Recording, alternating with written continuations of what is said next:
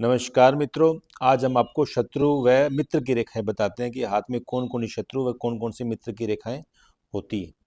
अब जैसे इसमें हम बताते हैं कि शत्रु और मित्र की रेखाएं का मतलब क्या आखिर में।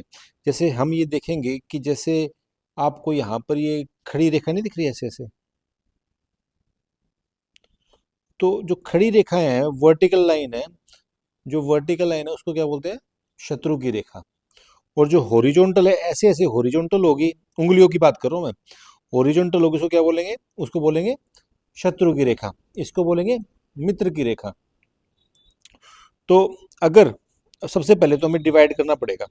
वो डिवाइड करने का तरीका क्या है, सबसे पहले तो हमें यह देखना पड़ेगा कि जो सबसे ऊपर वाला हिस्सा होता है इसको बोलते हैं आध्यात्मिक पर्व। ये हो गया आध्यात्मिक पर्व, ये ऊपर वाला आध्यात्मिक पर्व। दूसरे वाला हो गया व्यवसायिक पर्व। तीसरे वाला हो गया भौतिक पर्व। कहने का मतलब ये हो गया भौतिक, ये हो गया आध्यात्मिक, ये हो गया व्यवसायिक और ये हो गया भौतिक। ये तीन प्रकार के पर्व है। लेकिन हम उंगलियों को अलग अलग हिस्सों में डिवाइड करेंगे तो ये वाली उंगली होगी तर्जनी उंगली, व्यक्तिगत संबंध से संबंधित। दूसरी उंगली होगी व्यवसायिक संबंध। तीसरी होगी अनामिका, कलात्मक संबंध, सरकारी राजनीतिक संबंध। कनिष्ठा उंगली होगी व्यापार से संबंध। ये चार तो उंगलियां होगी अलग अलग चीजों से लिंक। अब हम देखेंगे कि अगर यहाँ पर इस इस हिस्से में खड़ी रेखाएं हो तो ऐसे व्यक्ति का व्यक्तिगत मित्र काफी होते हैं, मतलब आध्यात्मिक मित्र काफी होते हैं अगर इन लाइनों में खड़ी रेखाएं हो तो। इन रेखाओं में खड़ी लाइनें हो तो व्यक्तिगत मित्र काफी होते हैं।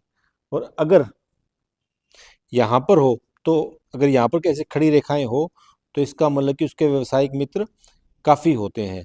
और यहाँ पर खड़ी रेखाएं हो तो इसका मतलब उसके राजनेताओं से गुण, सरकारी नौकरी से संबंधित मित्र काफी होते हैं।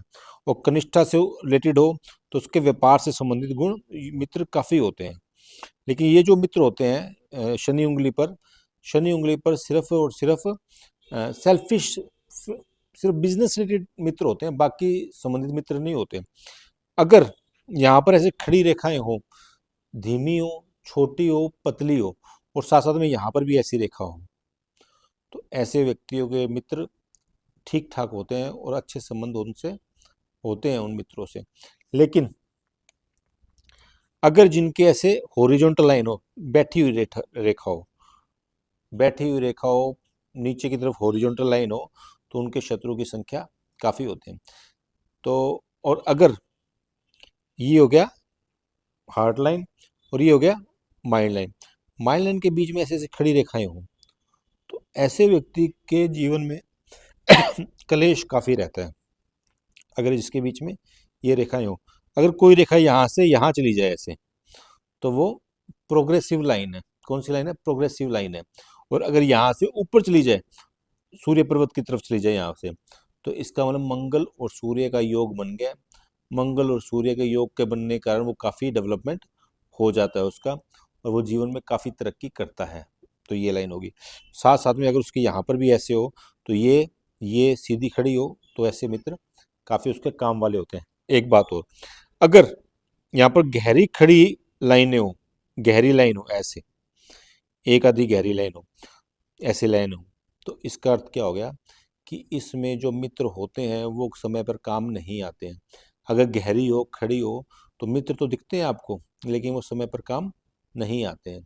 तो ऐसे व्यक्ति से हमेशा बचना चाहिए, या ऐसे व्यक्ति को हमेशा सावधान रखना रहना चाहिए जिनके इस प्रकार से बिल्कुल टाइट खड़ी रेखा हो, बिल्कुल कठोर रेखा हो। तो इसके बारे में मैंने आपको बताया। ये शत्रु की रेखा, ये खड़ी रेखा होगी शत्रु मित्र की रेखा, और जो बैठी हुई रेखा होगी ये होगी शत्रु की रेखा। अब वो अलग अलग हाथ में अलग अलग प्रकार से आइडेंटिफिकेशन करेंगे इसको। हाथ की प्रकृति देखते हुए हम इस चीज़ को इवेल्युएट करेंगे। धन्यवाद।